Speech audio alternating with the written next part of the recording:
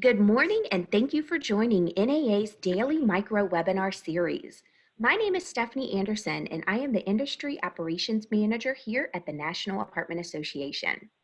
In an effort to provide our membership with timely operational guidance amid COVID-19, we are producing these daily updates in the form of micro webinars. Each day, we will focus on a different topic relevant to the apartment industry. At this time, I would like to direct your attention to the screen. Please take a moment to review our disclaimer.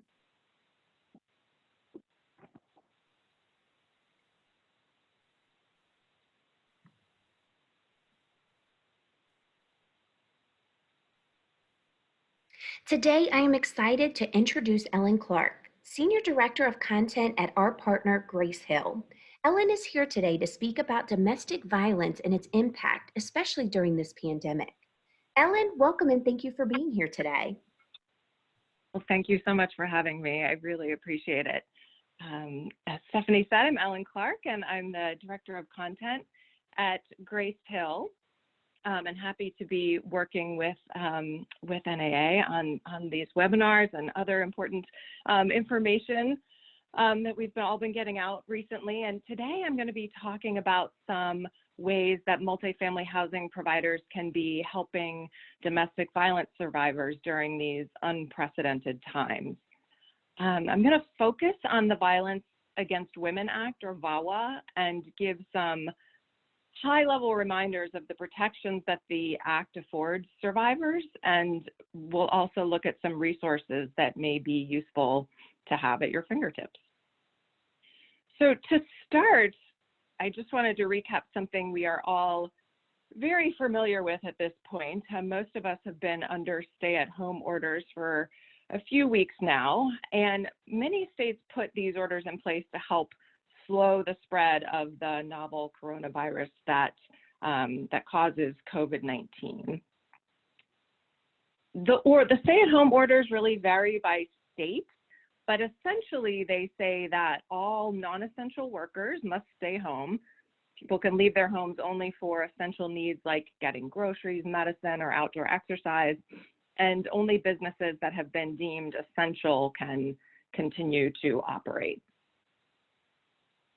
And unfortunately, as more people are being required to or choosing to stay at home, there has been a rise in domestic violence incidents. For people who are in a domestic violence situation, staying at home can increase the opportunities for an abuser to utilize their power and control. So for many people in these situations, staying home is not the safest option. And when you add in other factors into the mix, such as increased stress due to the pandemic or financial strain, these things can often provide additional catalysts for abusers. And also at this time, shelter availability may be limited. So all these factors together have resulted in increases in the number of domestic violence related calls to police. And you can see on the slide here, we have just some examples of cities where reports of domestic violence have increased since the stay-at-home orders were put in place. So this really kind of brings us to our main point here, which is that, we've multifamily professionals right now have so many things to think about: keeping residents and employees safe, operating with minimal staff on site, residents who may be struggling to pay rent. And the pandemic has brought about so many issues that we have to deal with. But in this time, it's really important to be mindful of continuing to comply with the Violence Against Women Act. It was put in place to protect people who are experiencing or have experienced domestic violence. And as we saw on the previous slide, people need this support more than ever right now. So in the next few slides, we'll review the basic provisions of VAWA. But first, just a word about the words we're using. You may notice up till now, I've used the word survivor. And now on this slide, I've used the word victim. And you may think, what's the difference? Victim is typically more of a legal term. Our legal system uses victim to refer to someone who is in or has been in a domestic violence situation. And outside the legal system, and especially after someone gets out of a domestic violence situation, you might hear the term survivor used more often. Something to think about if you're speaking with someone who's in or has experienced domestic violence and you aren't sure which word to use, you can always ask in a respectful way if they prefer victim or survivor, and some people will prefer one and some people the other. Throughout this presentation, I'll use both terms, though you may hear victim used a bit more often since I'm focusing on the legal side of things. And again, victim is more often used in sort of laws and guidance from agencies about how to implement those laws.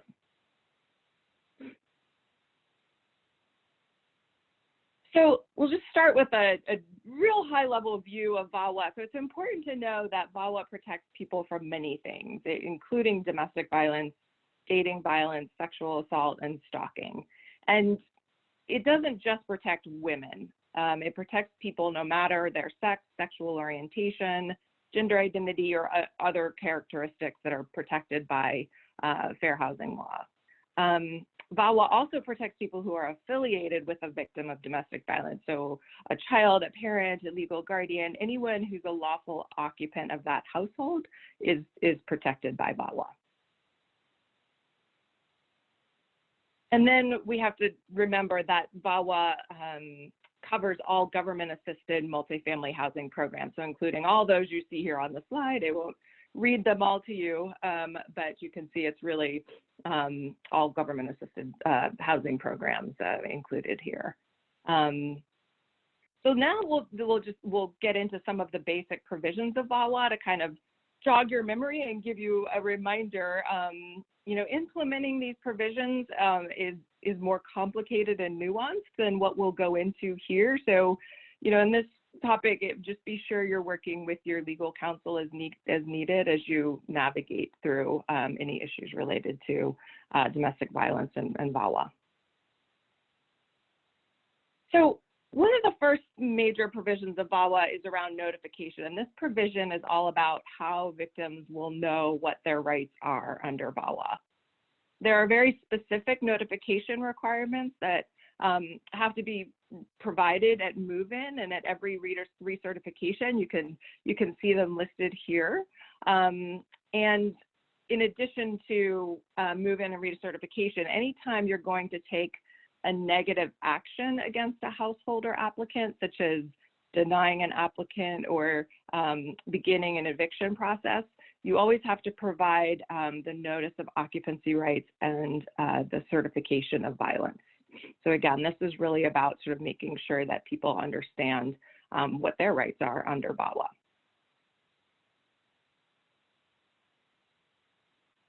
Then the next sort of major provision of VAWA to remember and be mindful of is lease bifurcation. This is what happens when you have a situation where a perpetrator and a survivor are living in the same apartment home. Usually this is a situation where the perpetrator moves out of the home and a new lease is executed with the survivor for that home. And a couple things to keep in mind here. You still have to follow state and local procedures for termination of leases and evictions.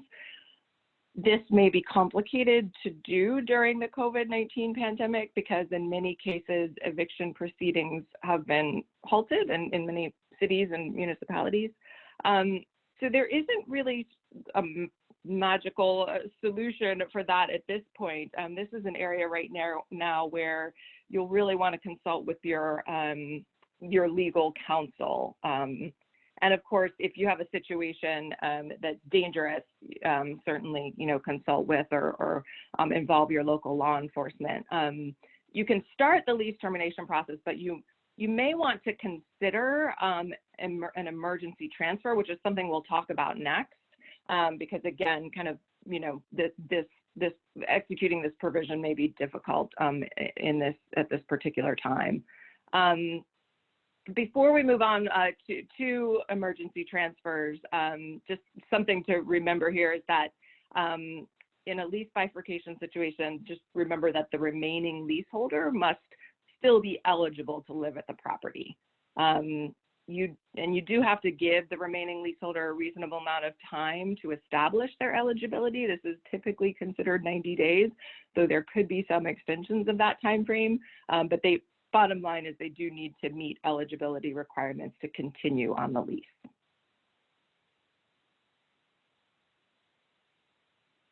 So now we'll talk about emergency transfers. Again, another sort of major provision of VAWA, and there's two categories here. The first is transfers for victims who reasonably believe they're in imminent danger of violence if they remain in their apartment home. And this may be a hard thing for you to determine, but it's typically good to err on the side of protecting the person's rights under VAWA if there is a question about whether the danger is imminent or not. And the transfer request could be within the property or off property. Essentially, the idea is a unit where they will feel safer. And again, in the current circumstances where lease bifurcation and eviction may be more difficult because of federal, state, or local policies in place due to the pandemic, emergency transfers may be a feasible solution. So again, I think this is something to kind of work with your legal counsel on. The second area when it comes to emergency transfers is victims of sexual assault that occurred on the property. These transfers can be done within 90 days of the assault. You can see some provisions here. I won't read them all to you, but the basic idea is to be as flexible as possible in allowing for these transfers, short of violating HUD guidelines or jeopardizing tax credits, by having someone who would otherwise doesn't qualify to be in the unit. So do what you can within these bounds to help someone who has validly requested an emergency transfer. And just a reminder, it's not on the slide here, but all government-assisted properties must have a written emergency transfer plan in place that's modeled after HUD 5381.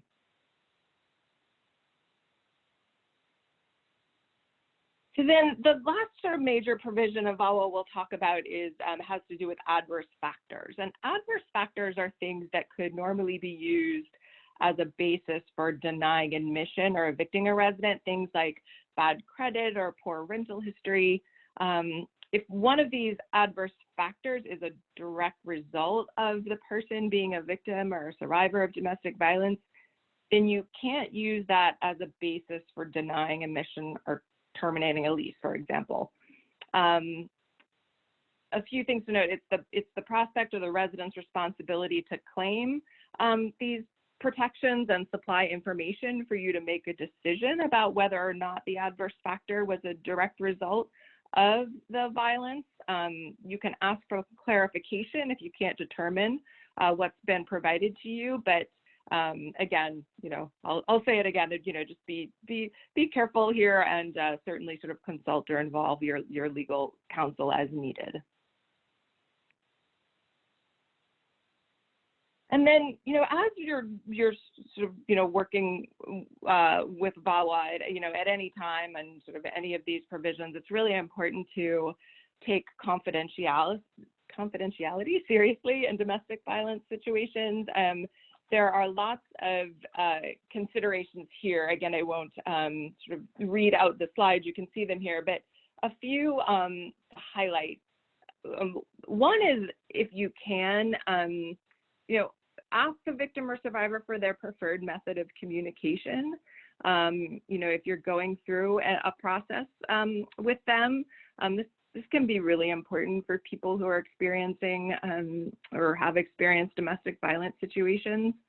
And along these lines, remember, only leave voicemails, emails, text messages with VAWA related information if you have prior written consent from the victim. And similarly, if there are times where you do need to share information, you must get the victim's prior written consent before doing so.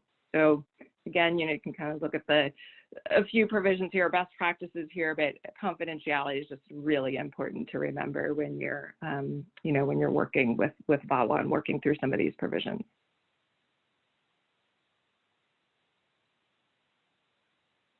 So That was a very high level overview of the protections provided by VAWA, but you know, as I mentioned before, those situations are often complicated and difficult to navigate, but not just the legal aspect of them, but also the emotional side of things can be really hard. There are a lot of good resources available to help you, and now is a good time to have them at your fingertips. One is the National Domestic Violence Hotline. They can help you navigate situations and are also a resource you can provide to victims if they ask for help. You know, the Domestic Violence Hotline, they probably won't give legal guidance or guidance specific to VAWA, but they may be able to help you understand what people are going through or provide tips for helping make sure that everyone in a household or even you and your staff are staying as safe as possible. It's a very good resource. And the web address and number are here, but you could Google them and find them quite easily. The U.S. Department of Health and Human Services has a Department of Women's Health, the website womenshealth.gov, and if you go there, there's if you just go to resources by state on violence against women, you'll see a list of resources by state, and sometimes state level organizations can be really helpful because they'll be familiar with the particulars of laws and ordinances in your state and may even be able to direct you to resources in your immediate community, which can be very helpful. And another thing to think about is that, you know, in your local community, local shelters may be able to help. Some even provide education services and may be willing to come out to talk to you and your on-site staff to help them better understand, you know, domestic violence issues and situations. And then as far as resources on VAWA go, the HUD website is really a great place to get information. It's well organized, but if you search for VAWA or Violence Against Women Act, you'll find lots of helpful information. There's also the National Housing Law Project on their site. If you look for the initiatives tab and then go to protections for survivors of domestic and sexual violence, you'll find a lot of good information there. And then as far as COVID-19, you know, NAA has been doing a wonderful job keeping the information flowing. And we've been really delighted at Grace Hill to be able to partner and, you know, be providing some COVID-19, you know, training and policies as well.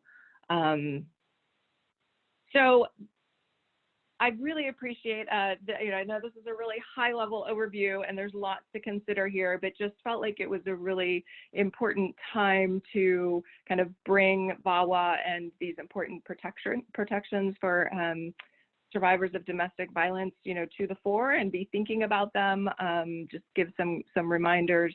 You know, I hope it was helpful and I hope everyone's keeping their chin up and staying healthy. And with that, I will turn it back to you, Stephanie. Ellen, thank you so much for sharing your guidance and information today. I know this is such a great topic that, you know, is needing more awareness, especially during this recent pandemic. And I know that our property management professionals will find great value in this. In addition, you know, the resources and guidance you've shared today to get more information. Ellen, thank you so much for being here today and for sharing your knowledge and guidance on such an important topic. This is something that our property management professionals may not be thinking about during this time, but it's definitely a timely piece, especially during this recent pandemic. Thank you again for joining us today. Should you have any questions directly related to COVID-19, please use the email address on your screen to send any questions, concerns, or comments. Again, we thank you for listening today and look forward to seeing you back tomorrow for another great micro webinar. Have a fantastic day.